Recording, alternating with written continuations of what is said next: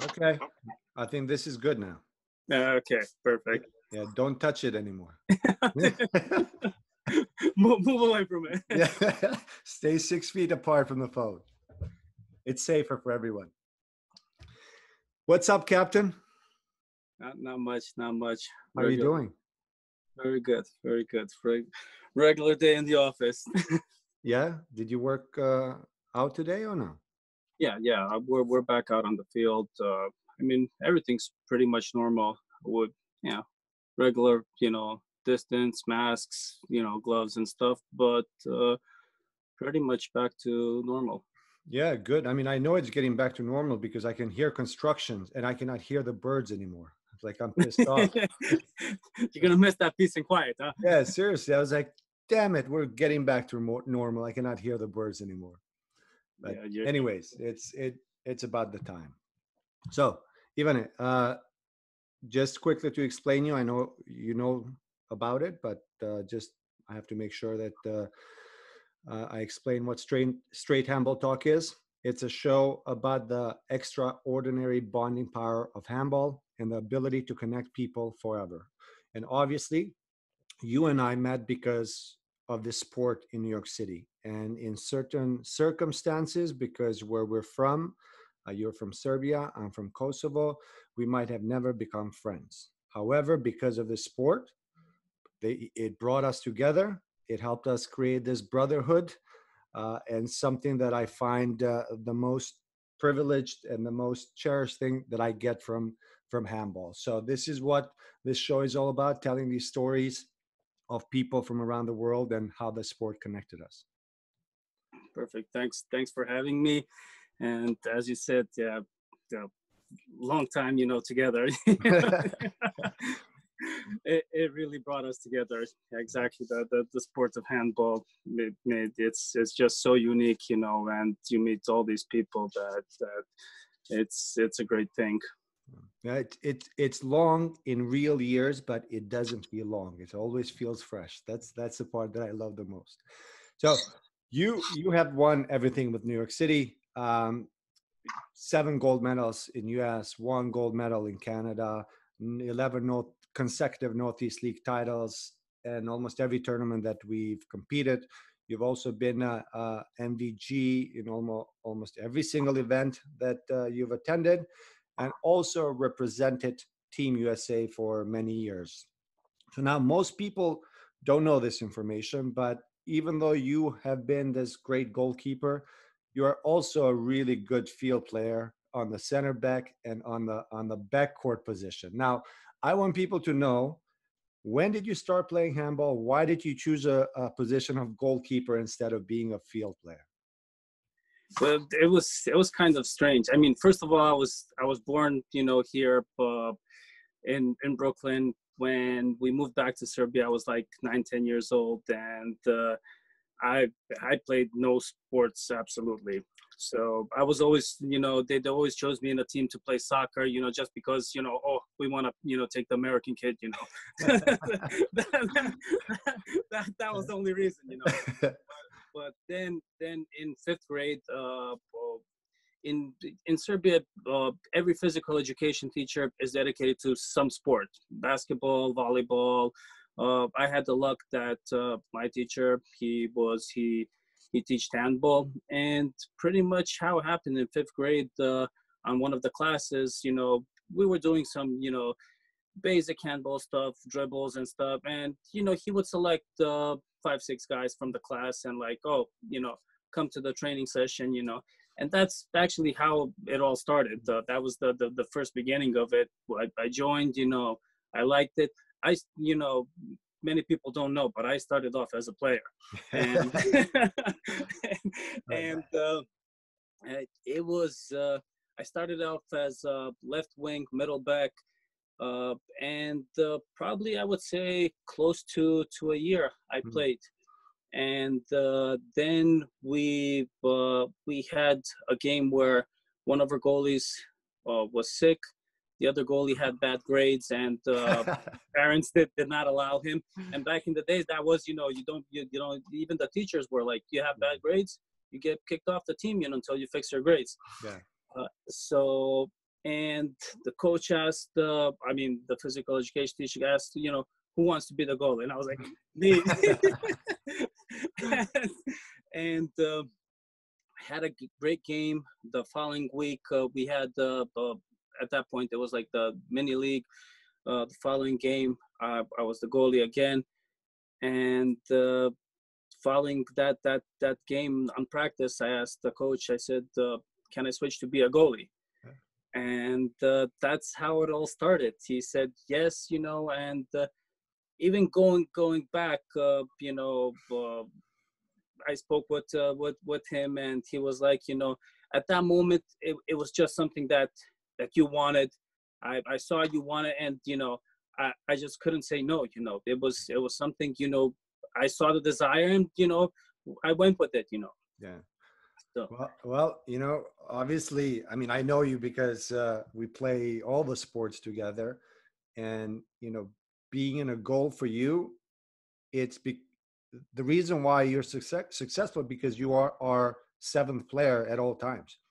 It's like, and you don't get that being a goalkeeper if you don't know how to play the field, if you don't know how to think on the offensive element, because every time we play, when you're on that goal, whatever happened, whether they score or don't, you are already getting that ball out to get us started. You're already positioning us in every single spot we need to be. But obviously, this would not have happened if you didn't have that first year of starting as a field player and then also continuing to play, because the last 2 years, I think you played more games on the field than being on the goal. Well, true, you're probably right. But yeah, I think it's important not just for goalies, for every player to have some kind of experience on other positions. I think it helps, getting them, to better understand the game itself, So I don't think there's, one player just dedicated to be a center back, or I know goalie is an exception, but. Yeah, basically, I mean, even in a conversation I had with Jerome Fernandez, he said the same thing. He's like, I played every single position except the goalie, but in every single position, he has had some time to learn the movement, and this is how you learn really the game, to see everything at the same time, to understand what it takes for each player to be in the right position. But for you as a goalkeeper, this is great because you always know where these people should be on the course. So basically, we're recommending everyone to try being a little bit of a field player and a little bit of a goalkeeper. Yeah, have you ever been on the goal? I don't remember if. I have, of course, I have. In a game? Yeah, and so I can tell you, in Kosovo, same thing like you. The goalkeeper got hurt, and I was the youngest one. I just came in, and of course the least experienced player. And they said, "Can you be in the goal?" I said, "Sure, no problem. I'll be in the goal." And I realized that day, that moment, that I don't ever want to be a goalkeeper again, because it was so stressful. I mean, it was one of those things. Even the wings, I remember all I had to do is just stay on the wing, don't move. I couldn't. I just couldn't. So that game was my first and last on a goal. Never again. It didn't bring that broader perspective for you. No. But the broad perspective was like, this is not me. I cannot do this. So because it's very challenging, I think it's a tough position to be in. It is. I mean, I know there's a lot of jokes about us goalies. You have to be crazy to be on the goal and everything. That's not a joke. Yeah, you probably do have to, but it's also rewarding. When getting that save and everything. It's just a great thing. Yeah, but it's, of course, goalkeepers are one of the most critical ingredients in a successful team, and everyone knows that. And it is a huge responsibility. Obviously, if you don't save 2 balls in a row, you have 6 guys looking at you like, "What the hell, man? What do you do?" Come on. Yeah, come on now. Don't forget about our stupid defense, but just save it. Yeah. Well, okay. So, do you remember the first game you played for your first team as a goalkeeper? For as a goalkeeper, yes. Yeah. Which Yes. which We game was played. we played. It was more like a school mini league, and I played for my school, Alex Lashantic, Mhm. and we played Branislav Nušić, another school from Belgrade. There was this whole league. Pretty much every Wait, school. I have to interrupt you. That was my elementary school, Branislav Nušić, Oh, really? in Pristina. That's funny. So yeah, that was the first game, and I remember I was like crazy. I was like an octopus on the goal, and it was so great, you know. And I guess that kind of triggered it.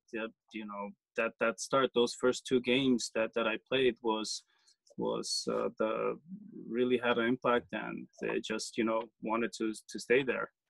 Then after that, you moved. You played for Partizan. Oh, no, I played from elementary school. I played up to eighth grade with the school. We moved to Sinjelic, a Or club Sinjelic. also in Yeah. in Belgrade. I spent there probably till I was 18, I Mm. think, and then I moved to Partizan. And how was that experience?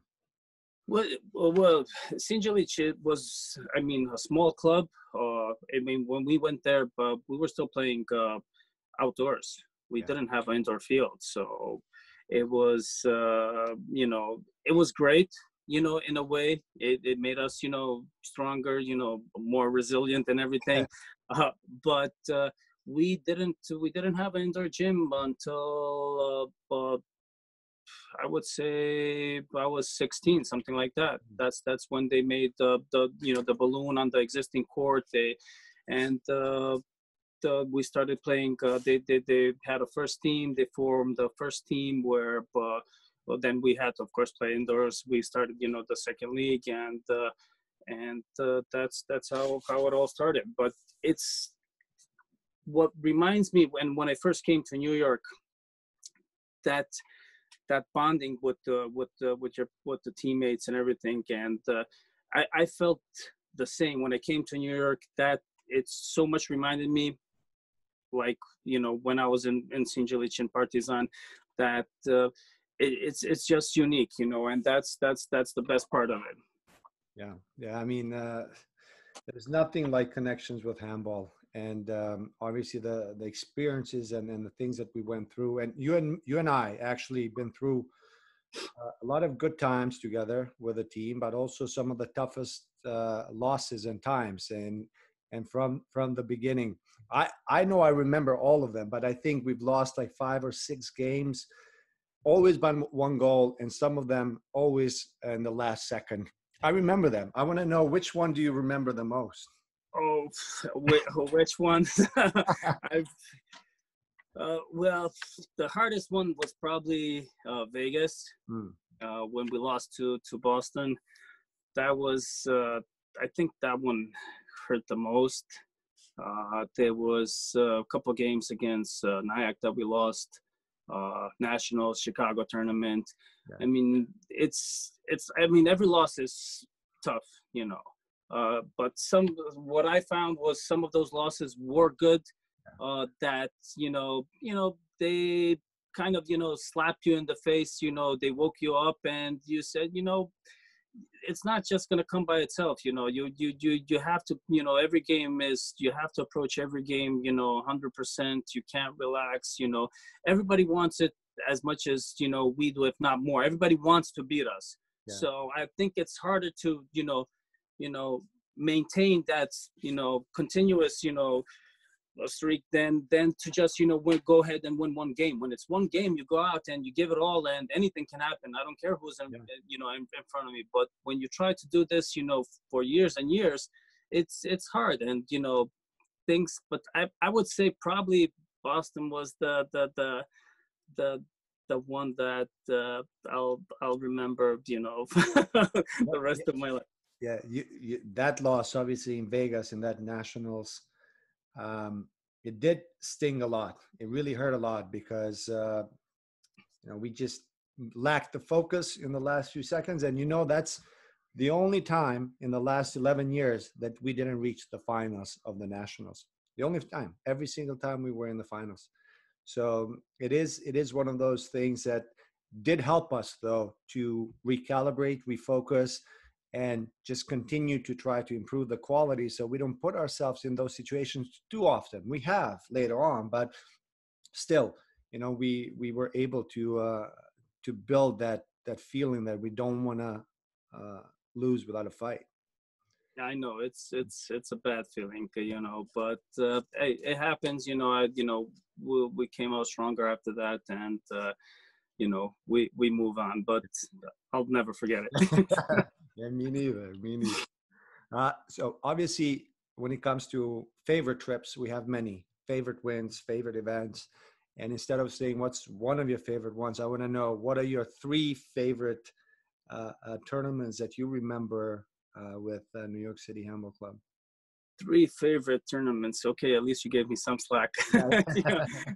yeah, because there are too Ooh, three. Well, I have to list 2009 Chicago. I think that was one of our greatest comebacks. I think we were down 18 minutes to go. And I remember, even, we had that timeout at that point. Soki was our captain, and I remember his words, exactly. He said, guys, if we're gonna lose, we're gonna lose as a team, but we're gonna fight and play till the end. And we went back in after that timeout, and it was like a totally different team. We started playing our game, and goal by goal, we were coming back. Going into overtime, Crystal scoring those 7 meters.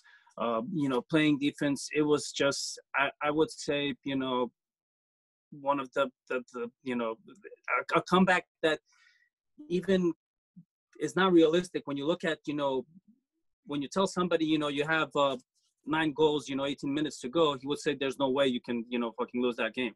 many. But Yeah, it did. it did happen, and it happened to PSG against Kielce too.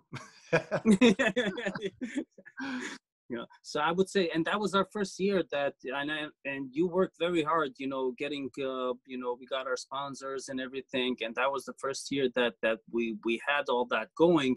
Yeah. And up to the final, we had a smooth, it was Plus 14 goals difference against everyone. It was so nice and so smooth, and again, the things happened. Yeah, we just wish that Saturday night didn't happen. Why aren't semifinals on Thursdays? Yeah. Oh man, that was a great tournament overall. That was great. That's one of them. I would say Canada. That was a special one. I think every single game was a tough game. It was a real good, real good nationals. So we went there. We played hard every game, but not one game. But it was a real competition, I would say, and they could have gone either way.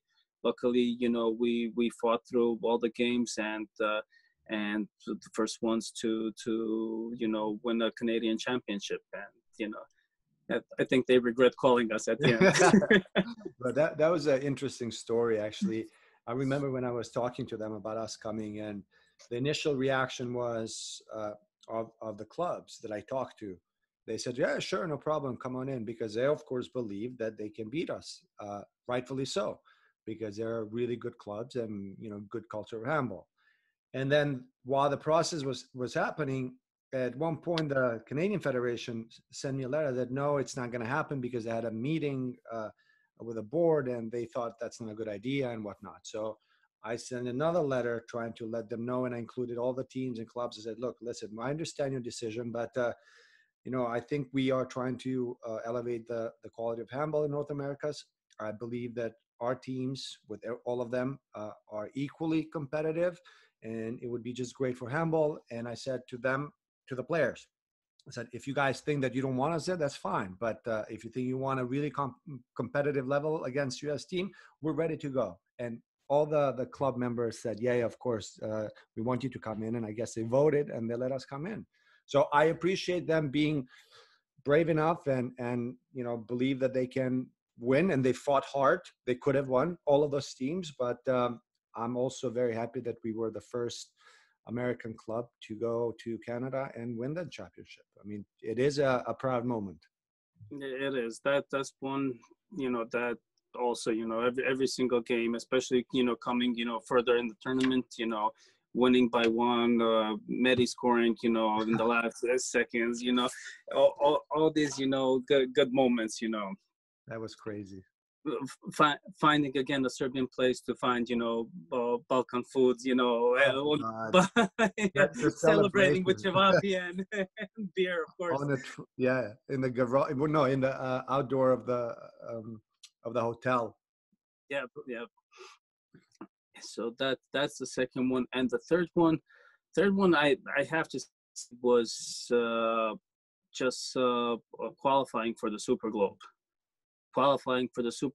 And I know you and me have been waiting for that moment for a long time, and there's been since we started, but there was talks, okay, the federation will send a team, there'll be, there were so many combinations that it was and it never happened, then us going to Argentina, which was again great. Again, I think at our level we can't compete with Argentina and Brazil, but the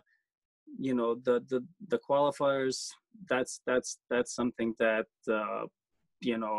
after the game, and I remember that moment, as the final whistle, we hugged each other, and it was just amazing, so we waited too long for it. Yeah, it's like, why did it happen when we're getting old? Why didn't it happen when we're 22? Exactly. But no, that was beautiful. I think that was special. And yes, like you said, it took us a while. It took us all the struggle. I guess that's why it was so special. Well, that's why, I remember that whistle. I couldn't wait. I mean, I just couldn't wait to know that this is us, and we're doing it. But I don't know if you felt this. Even though last year trip to Saudi Arabia, and we went to the IHF Super Globe, we realized the competition level, the way they play, the speed, whatnot. It's a very difficult level. And this, for you and me, this is the first time in our lives that we haven't won a single game in a tournament.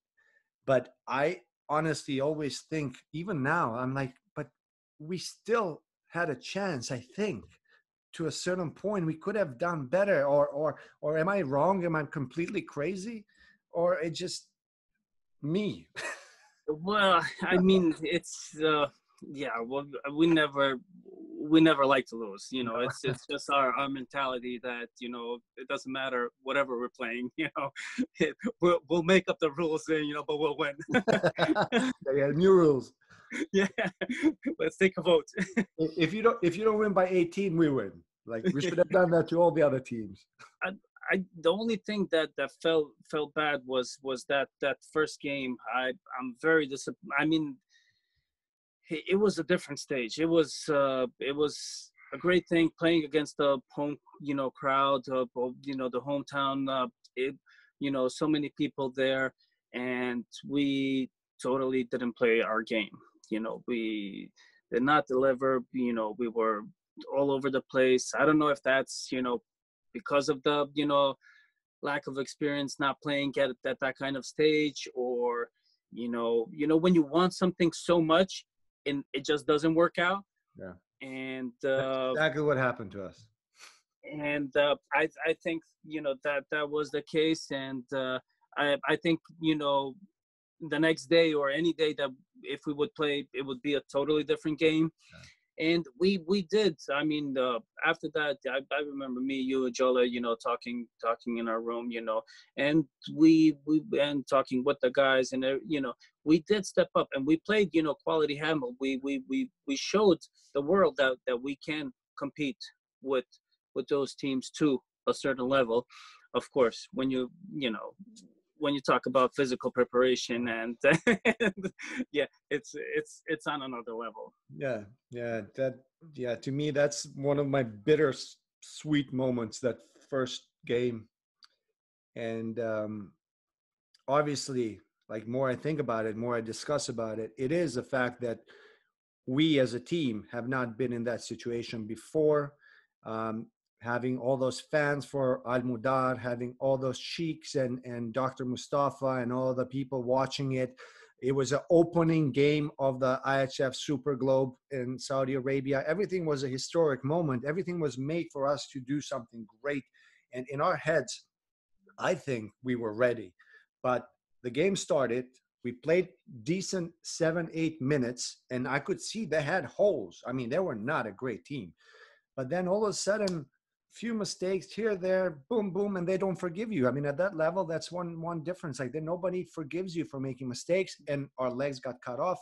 The energy just kind of evaporated, and we could never come back in that game that usually we do. So to me, that's a part of like, yeah, we were not ready for that first game. I wish we had that first game somewhere else in a big stage so we can let it all out and then play like we played against Asian champions and African champions.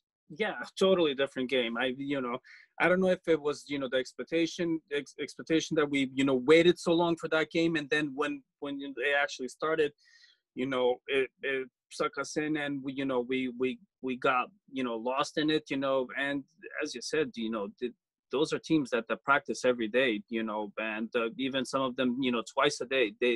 That's their job, to play handball, Exactly. and it's just a different level. They don't forgive your mistakes. You have to pay your dues. Yeah, yeah, we did. I hate it, but we move on. Hopefully we can. I don't know if we're ever going to be there again. Hopefully soon we will. But the point is, we got that experience, and we can share it and help others to when they go there. So great experience. We'll never forget about it. So Ivan, you also represented Team USA for many years, and you've traveled in many international events. What are your favorite memories with Team USA? Favorite memories. I guess I would say Mexico City was one of my favorite tournaments, and the first time when I actually played for the national team. That was in 2009. I was invited with the team. We went to Germany for a 3-nation tournament. Oh, yeah, yeah. So I guess that was the first time. It's a total different experience. When you put on that jersey, and you hear the national anthem, and you get those goosebumps. So it was that, I would say that was the one of the highlights that first time. And Mexico City, we were together in Mexico Yeah. City. So you definitely remember that tournament, and uh, those are probably the two most. Everything else, yes, it's great, but the first time I would put the first time that I played for the national team. Yeah. It was something special. I mean, it's Mexico City. Obviously, I remember for many reasons, and it was a lot of fun. And uh, but I'm happy that we went there and we brought the bronze medal home, and we helped Team USA qualify for the next round of Pan Am qualification games, um, which was great, which was a success. It hasn't happened in a while then. But I also remember like that we could have done better. I always feel like every time we could have done better, and I don't know why I wish we could have gotten second place. Yeah, I know it's hard. I mean, with the national team, those people gather so often, and you have to put everything together in a short time. Yeah. It's most of us have jobs. We go, and you really can't prepare a team in 1 week. Yeah. It really doesn't work that way. Okay, gather for a weekend. Let's prepare ourselves for a tournament. So that was the part that I didn't like. That okay, we'll gather all these players, and these are all players that pretty much never played together, Yeah. and you have to put it together and make it happen. And that was bad. But Mexico City, we had good games. As you said, we took the third place. We qualified for the next stage, the Pan American Games. It was a great Yeah. experience. And being the fact that we were together, happened together, was Yeah. even a plus. Yeah. That was special times. Even though when they were not letting us try to go outside and have a couple of drinks because they were afraid something's going to happen to us. But like, guys, nothing can happen to us. Well,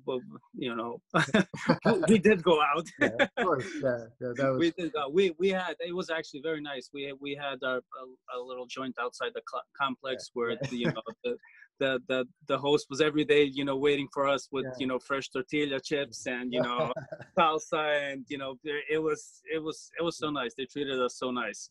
Yeah, that was wonderful.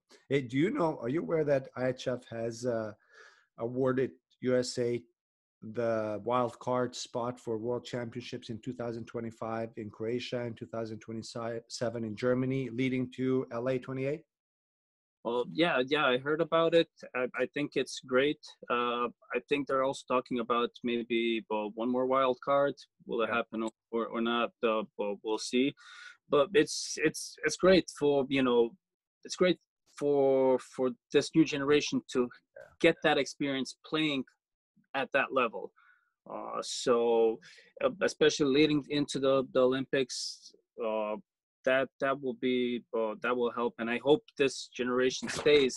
I think they just need to have a group of people that they can really develop and work hard, and I think it's going to take a lot more work to get to a place where they can compete at that level. yeah. I mean, look, it's never been a better time to be a handball player, an American handball player, than right now, because you know for a fact in the next 4 to 8 years you have these big opportunities or goals that you can go for and really dedicate your time. I mean, I know 4 to 7 years for certain people is plenty of time to really get ready, but they gotta dedicate their time and will to really do this stuff, and not just only to 16 people, but they need at least 100 people, both men and women. Yeah, you're right, and I think I mean you remember Auburn and a lot of the guys that stayed there Yeah, during that time, and but again, it was a different level. You you're asking the players to dedicate themselves, which a lot of them did. They stayed there, but without no support. They had to find jobs, and if you really want to succeed, it really takes a lot of hard work. It really takes you. It's a job. It's a yeah, full-time job. You have to practice. They had everything there. They had a perfect gym. They had everything they needed there, but the work was not there. That was the missing part. I believe even the guys that were there, if they had the proper work, uh morning evening practices, every day, that they they they could have achieved more. uh they but also had no competition. Basically, they were just training. exactly, and the whole point of training or doing anything is to have that game. Yeah, That's what I see. But there's a new generation. I think there's a bunch of young yeah. kids and hopefully it will expand more. That they can really they're really onto something. And, Well, the part what they're doing with some of the players basically is they're sending them, placing them in top clubs in Europe so they can get that experience. Aside from those dual citizens who live there and they play for really good teams in Germany or in other parts, France as well. So placing like guys like Drew, who is playing for Adema Leon. I think it's great. I think Ty Reed is in Flansburgh, second team. Michael Lee is in one of the teams. You have the goalkeeper Ingram is with AFK Kristianstad, where Vranjes is the coach. I know. Yeah, I heard Yeah. in your So podcast that he gave him a chance and that he was good. yeah, Great. That's all great stuff. That's where they gain the experience, and that's where when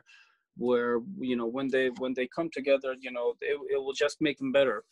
So yeah, it's a great opportunity. It's a great. There are many options right now for people. I mean, imagine. I'm just saying this. 12 years ago, you knew that in 3 to 5 years, you actually had a chance to play in the World Championships. I mean, think about the motivation in your head. No matter if you had work and family and whatnot, it triggers a very different seriousness, urgency about, okay, I really want to make it. I'll do anything possible. yeah, These guys have it. they have it nice. Yeah, I agree. Even the Olympics itself, that was like a major thing, and now on top of that you get to represent your country at the biggest stage, it's twice. So anybody who's in that generation, Yeah, will probably catch all three events, it's heaven. I mean, they have an open path to do something great about the sport in the United States. I think it's a great opportunity, and I really wish they take advantage of it. All of them. Now it's the easy part, just to work. Yeah, get to work. So, Ivan, I know we were getting ready, at least mentally, you and me, for this year's nationals. Obviously, with all the COVID-19 pandemic, things have slowed down or stopped. And there's discussions actually whether we should organize the event this year or not for 2020 nationals. What do you think? What are your thoughts? I mean, I'm always, when it comes to playing, yes, I think it should be played. I would love for it to happen. Again, we'll see how all this, develops. And again, there's some states now, again, with some spikes and everything. So we'll see how it develops. If you ask me personally, would I love to play? Yes. Uh, especially after missing last year's nationals. I know you're fired up. Losing that tournament. I mean, I can't wait to get back out there. And try to get back what belongs to us. So yeah, I would love to. I hope it does happen. You know, it would be great, to have some kind of tournament. You know, but again, we'll wait and see. And how all this develops with the COVID.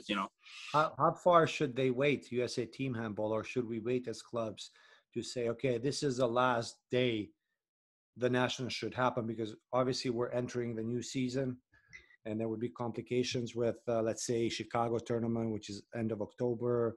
I think the Blue Cup is happening as well around that time. So it's a new season, but we got to have national at some point.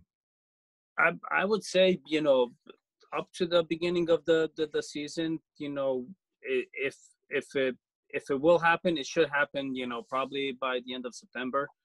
Yeah, that would be ideal.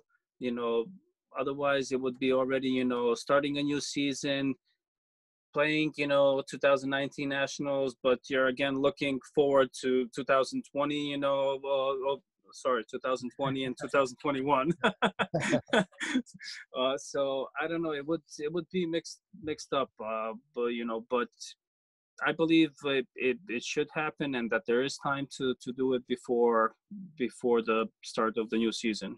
Yeah, good. When I talked to Vlado, he came out with a great idea. I said, why don't we do it in Myrtle Beach again? So I think it's a great idea. Myrtle Beach, I mean, it's been fun out there, you know, even though it was there for Three. 3 years in a row. It was fun, and I think it was convenient for most of the teams, maybe not for all, but it would be, and the gym is close. That's convenient. So And the city and state are open. you know, I was really looking forward to this year's, you know, new venue. You know, there was a lot of hype, you know, behind it, and you know, I was really looking forward to it. But will it happen? Yeah, I no, don't know. I think we all wanted a change of location, and of course, Detroit was perfect in the middle for almost all the clubs. A new place. I've never been to Detroit, so I was really excited about that. But now we live in really tough times, and I think, um, I guess we have to think about a place where you don't need to bring floors, you don't need to bring too many things, bleachers and whatnot. You just need to bring goals. That's all you need. And I think Myrtle Beach, in that sense, all they need is goals, and we have the facility, and it's the most affordable place. And again, we'll do it anywhere when it's safe. I know that for a fact, but it just seems like I never thought about Myrtle Beach again because we did it 3 times. But now I think about it. More I think about it, it's actually the best solution, cheapest. Yeah, it could be. You know, Vado actually has some good points sometimes. Yeah, I told him that, like, dude, very good one. That's it.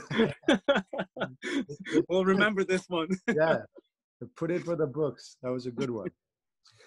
So Ivan, we've been together for a long time, and I always keep thinking we're the same age, but you're much younger than me. So when do you think it's going to be our last dance? uh, Tough.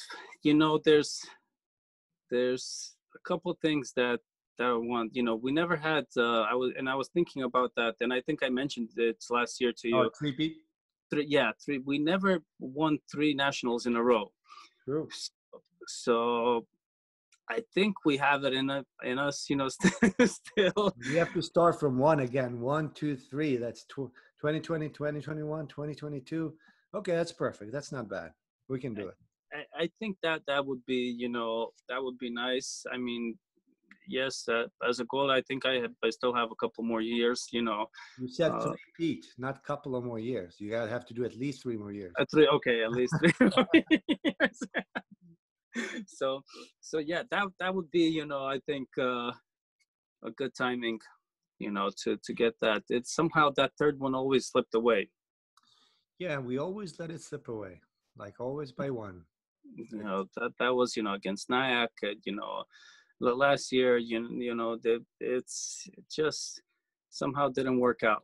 Yeah, I guess it's difficult. I guess we got to bring Michael Jordan to help us out.